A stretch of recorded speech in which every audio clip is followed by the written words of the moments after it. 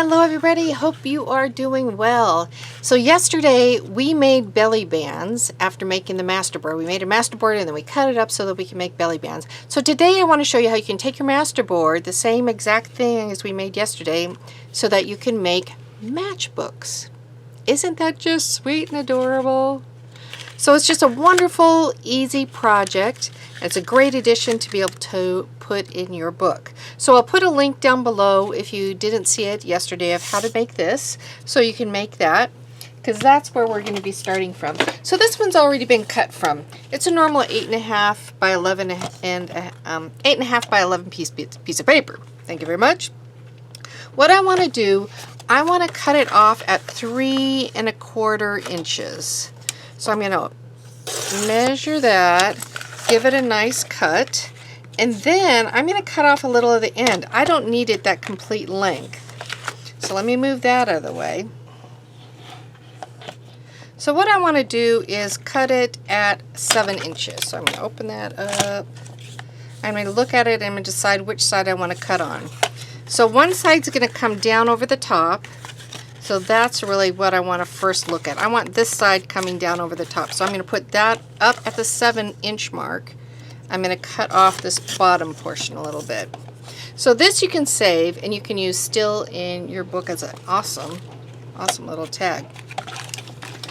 So once I have this, what I want to do, I want to turn up the edge of the bottom by 1 inch. So I can measure it out, or I can just take it, kind of look at it and say, yeah, okay, that's 1 inch. That's good. So it doesn't have to be an exact inch. Just get in that ballpark range. You know, it's something that you have a lip so that you can hold it onto. So then what you want to do, you want to take some paper and you want to cut up your paper 3 inches by 3 inches. So this is just regular coffee dyed paper that I've got, and I cut that off, and then I have these other little scraps left from the top of it, because doesn't measure up just perfectly. So I want to take, I don't know, maybe 3 pages, put it together. I'm going to take another one, and what I like doing, and you can see in this one, I ripped the 2 bottom pages just to create the feeling that it was being used. So I ripped the one going straight across. This one I ripped straight across, and this one I kind of did at an angle, just to create a little more interest. And I used the little scrap pieces, the non-3-inch size pieces. So there's that I've got going. So I want to cut this one. I want to rip this one down a little bit more so that I have a little bit more view of that top one. Once you have that, it's nice if you can take a little bit of your distress ink and just kind of give that a little bit more definition. So when your matchbook is open, it'll be more obvious that there's this activity going on with the page. Now you can go through and you can ink up all of your pages. I'm just going to ink the front one, the one that's going to be seen. The ones that are behind that, I'm not going to worry about. So there you go. So you're going to take that, well, okay, getting ahead of myself. It is also good to take your little piece that you cut here and go ahead and ink those edges as well. Just make a nice little inky edge, and it's just nice. It's just nice. Okay, so I have that edge folded over. I also want to take that edge and ink it up. Since this paper is kind of just boring looking, I'm also going to take my dauber at this time and just kind of wipe it over. Just give it a little bit more character. Okay, back to these. So I've got my 3 papers. Let me move these out of the way so it's not so distracting. So this is what we're making. I've got my 3 papers. I'm going to line them up nicely and then place them in that 1-inch crease, like that.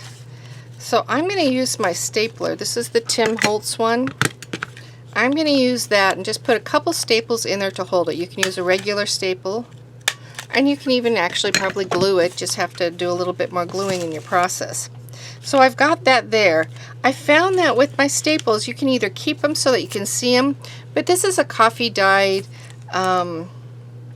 coffee filter, and if I just put a little bit of glue on each of these with a dyed coffee filter, since I have a neutral master board, this just kind of blends right in. You don't really notice it, and it takes away the starkness of the staple. So this one needs a little bit more glue. It was bigger than my glue spot. No problem. Just grab my bottle and kind of touch it up. So you see how that just kind of covers it up?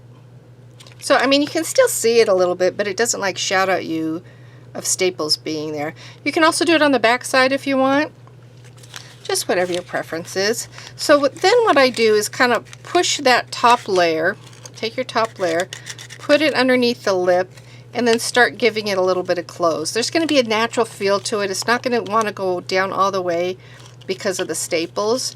And then I just do a crease. So you can make it so it has a little bit more depth in there. I don't like doing that if it's in a book. I want it to be able to just lie flat. So I don't put that in it. I just don't do it. This has just a little area I want to trim off. What you can also do is open up your flap and just ever so slightly give a little trim to your tips. Those tips are most likely, out of all of it, to stick out a little bit when you put that together. So what I want to do now at this point is take a look at my front. So with this front, I put that darling little pixie gal on there. But with this front, what I'm going to do, I'm going to put one of these Tim Holtz flowers on there that's just gorgeous. So what I did, and if you want to do, you can take just a little bit of your coffee filter, and I liked putting that behind it because it just added another depth. Now I didn't want it completely glued down, but what it does, it kind of frames it in a little bit. Let me go closer. There we go. What it kind of does around it, it kind of frames it in, almost giving it like a little halo-y type feel where your eyes are drawn in a little bit more. So I like using that there. I'm also going to use some cheesecloth. But for right now, I'm going to put just a little bit of glue down because I have put it there, and I know, okay, so this is where I want my coffee filter to go. And then I can move that and do some more gluing. I hate it though when you try to put something down and it ends up shifting. So that's why I kind of like put a little down and then do a little more work. Okay, so I've got that on there. So now what I'm going to do, I'm going to grab my cheesecloth and add a little cheesecloth there. So here's some cheesecloth. Unfold it just a tad. And I'm just going to kind of see how I want it placed. Okay, I'm just going to glue it right here because I like how it fits, and then I can go back and I can trim any part off of it that I want. Now I am just using the glitter glue on this. On the other one I use my hot glue gun. Oh, just love that rose. So I'm just going to hold it down a little bit, giving the glue a chance to just secure. In the meantime, put my tip back on.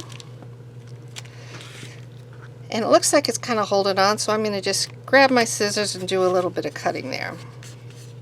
Since I have my crease, I'm going to go ahead and do the same thing. I'm going to give it a little bit of distress. It sounds like a foreign word there. Distressing along the crease. Nice, huh? And then I can decide if I want to stop there or, like the other one, put a piece of baker's twine on there. So let me see if I did the baker's twine. Here's a pink. I don't think it's loud enough. It needs to be brighter. I could go with the brown. The brown I think goes nicely with it. Here's a white and gold, which looks pretty with it. It would be nice if I had a good green. Good green. So I might just try to put this one in a knot. So this is a thicker baker's twine.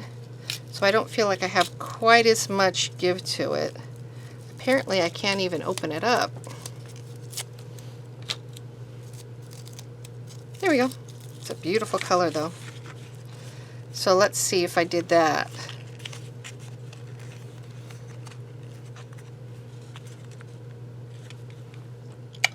So if I put the green on, I think it looks nice. I think it kind of draws my eyes a little bit more though down there and gives it just a little bit more of a cheered color instead of a vintagey feel.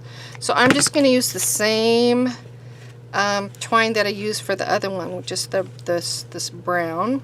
I'm going to try putting it in a knot. See if my little fingies will do that. And then look to see where I might want to put it. It doesn't have to necessarily be in the middle. I can move it to one side or the other. Sometimes it, you know, makes a nice little variation when I do that. So let's see over here. Don't like it there as much.